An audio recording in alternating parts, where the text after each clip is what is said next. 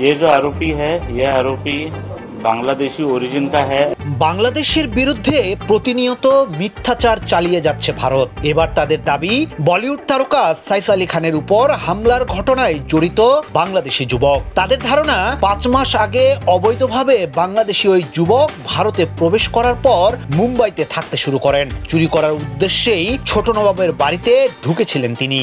चोरी के इरादे से उस घर में उसने एंटर किया था। ভারতীয় গণমাধ্যম এনডিটিভি বলছে 19 জানুয়ারি ভোরে মহারাষ্ট্রের ঠান এলাকা থেকে সাইফ আলী খানের উপর হামলার ঘটনায় মূল অভিযুক্তকে গ্রেপ্তার করেছে মুম্বাই পুলিশ। হামলাকারী নাকি একটি ঝোপের মধ্যে শুকনো ঘাসের উপর ঘুমিয়েছিলেন। অভিযানের সময় তার কাছ থেকে একটি ধারালো কাস্তে ও তোয়ালে উদ্ধার করেছে পুলিশ।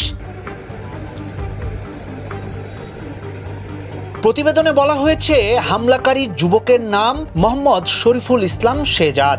নাম পরিবর্তন করে বিজয় দাস বলে পরিচয় দিয়ে একটি হাউসকিপিং কোম্পানিতে কাজ করছিলেন। মুম্বাই পুলিশের ধারণা অভিযুক্ত বাংলাদেশি নাগরিক, কারণ তার কাছে ছিল না ভারতীয় কোনো নথিপত্র। 5 থেকে 6 মাস আগে অবৈধ পথে ভারতে এসেছিলেন শরীফুল। বাংলাদেশি অরিজিন কা হ্যায় ऐसा हमारा ডাউট হ্যায়। প্রতিবেদনে আরো বলা হয়েছে পুলিশের জিজ্ঞাসাবাদে শরীফুল স্বীকার করেছেন সাইফ আলী খানের বাড়ির পেছনের ফায়ার এক্সিট দিয়ে ভেতরে প্রবেশ করেন তিনি। বাড়ির গৃহ পরিচারিকা চিৎকার করলে এবং সাইফ বাধা দিতে আসলে তাকে আঘাত করে আবারও একই পথ দিয়ে পালিয়ে যান। তবে হামলার কারণ সম্পর্কে কিছুই জানাতে পারেনি মুম্বাই পুলিশ। অবশ্য জুলাই আগস্টের আন্দোলনে স্বৈরাচার হাসিনা সরকারের পতনের পর থেকে বাংলাদেশের সঙ্গে ভারতের দাগ কুমড়ো সম্পর্ক।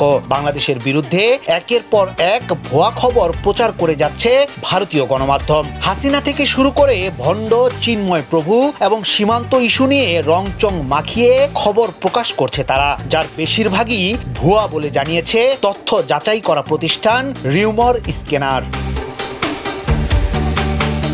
সাইফের ঘটনায় বাংলাদেশি আটকের বিষয়টিও গুজব বলে মনে করছেন সবাই, কারণ গত 12 আগস্ট থেকে এখন পর্যন্ত বাংলাদেশের বিরুদ্ধে শতাধিক ভুয়া খবর পেয়েছে রিউমার স্ক্যানার। ভারতের প্রায় 50টি গণমাধ্যম প্রতিদিন একটি করে গুজব প্রচার করছে। সংশ্লিষ্টরা মনে করছেন আওয়ামী লীগকে পুনর্বাসন করতে না পেরে পাগল হয়ে গেছে ভারতীয় গণমাধ্যম সহ মোদি সরকার। ইয়াসিন আলী, সোনালী নিউজ, ঢাকা।